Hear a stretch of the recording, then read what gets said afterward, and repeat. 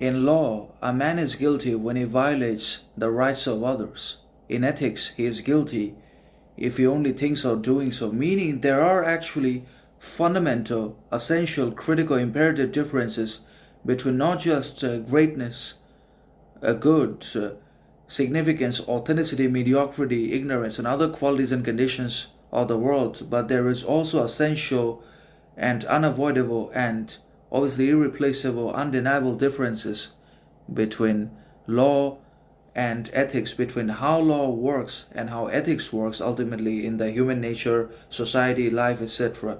So when it comes to the rule of law, then we have developed it, cultivated it, grown. We are the founders and cultivators of the rule of law for the maintenance of the very order that we have created, that we have held, paved the way into society. And when we violate one another's personal spaces, individualities, independence, freedom, action, etc., then the rule of law ultimately intervenes and punishes us accordingly in accordance with our wrongs and rights, etc.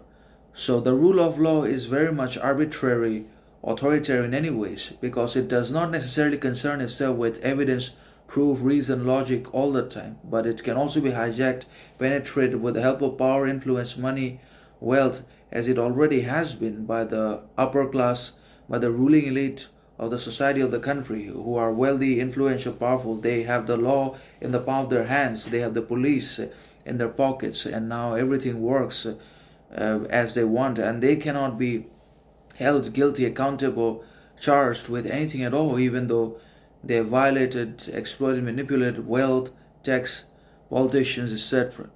So that's how law becomes contradictory, paradoxical, and penetrable, infiltrable by power, influence, wealth, etc. But when it comes to ethics, then ethics is basically free from the malice, corruption, filled ignorance of the modern world and the modern society and its organizations and institutions as well.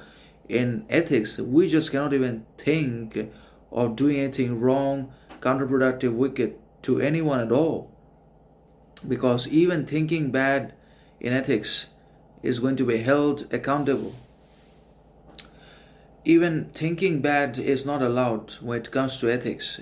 In ethics, we just have to be able to arrive at the right kinds of distinctions and differences between what is wrong, what is right, what is good, what is bad, what is fair, what is unfair, what is just, what is unjust, and so on and so forth. And we have to apply that differentiation upon ourselves in our behaviors, psychologies, actions, as well as the others have to do the same.